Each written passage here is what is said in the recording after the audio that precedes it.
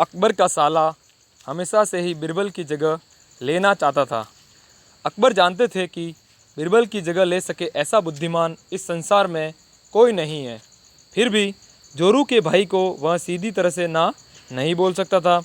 ऐसा करके वह अपनी बेगम को नाराज़ नहीं करना चाहता था। इसीलिए उन्होंने अपने साले साहब को एक कोयले से भरी बोरी दे दी और कहा कि जाओ और इसे हमारे राज्य के सबसे मक्कार और लालची सेठ दमड़ी लाल को बेच कर दिखाओ। अगर तुम यह काम कर गए तो तुम्हें बीरबल की जगह वजीर बना दूंगा। अकबर की इस शर्त को सुनकर साला अचंभे में पड़ गया। वह कोयले की बोरी लेकर चला तो गया, पर उसे पता था कि वह सेठ किसी की बातों में नहीं आने वाला। ऊपर से वह उल्टा उसे ही चूना लगा देगा। हुआ भी यूं ही कुछ ऐसा। सेठ दमड़ी लाल ने कोयले की बोरी के बदले एक ठेला देने से इनकार भी कर दिया। मतलब कि उसने कुछ भी देने से इनकार कर दिया। साला अपना छोटा सा मुंह करके, मतलब मुंह लटका के और अपनी हार स्वीकार करके वापस अकबर के वहाँ चला आता है। और फिर क्या होता है, अकबर ने वही काम बीरबल को करने को कहा। बीरबल कुछ सोचे और फिर बोले कि सेठ दमड़ी लाल जैसे मक्कार और लालची सेठ को वहाँ कोयले की बोरी तो क्या, सिर्फ एक कोयले की टुकड़े से ही 10,000 रुपये बेच कर आएगा।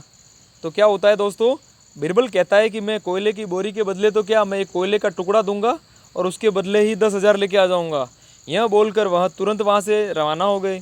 सबसे पहले उसने एक दर्जी के पास जाकर एक मखमली कुर्ता सिलवाया, हीरे मोती वाली मालाएं गले में डाल दी, महंगी जूती पहनी और कोयले को बारीक सुरमे जैसा पिसवा दिया। यानी क्या किया, कोयला था उसको बारीक सुरमे में बदल दिया, उसने बहुत बारीक बारीक कर दिया।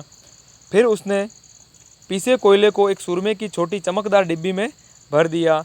इसके बाद बीरबल ने अपना भेष बदल लिया और एक मेहमान घर में रुककर इश्तिहार दे दिया कि बगदाद से बड़े शेख आए हैं जो करिश्माई सुरमा बेचते हैं, जिसे आंखों में लगाने से मरे हुए पूर्वज दिख जाते हैं, और यदि उन्होंने कहीं कोई धन गाड़ा हुआ है तो उसको भी बता देते हैं।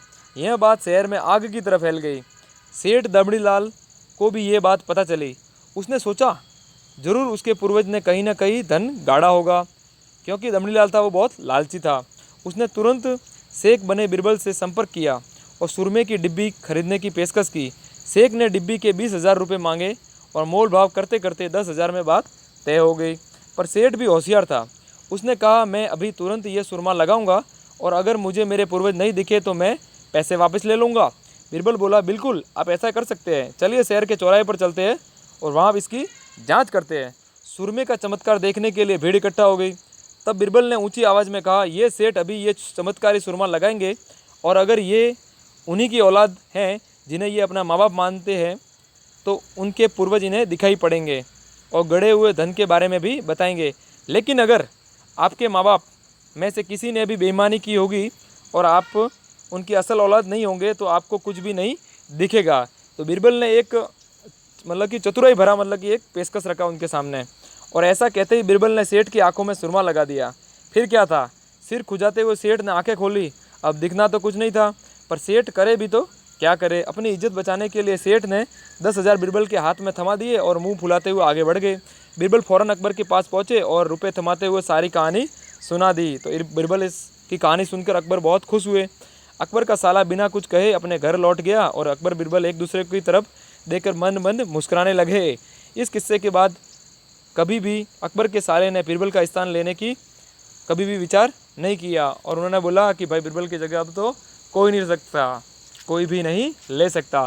तो दोस्तों इससे क्या सीख मिलती है दोस्तों, तो इससे दोस्तों ये सीख मिलती है दोस्तों, कभी भी अपना बड़प्पन नहीं दिखाना चाहिए। तो बड़प्पन बोले तो कभी भी ऐसा नहीं सोचना चाहिए कि मेरे से बढ़कर कोई है। ठीक है दोस्तों, तो चैनल पे नए तो चैनल को शेयर और सब्सक्राइब जरूर करें। धन्यवाद।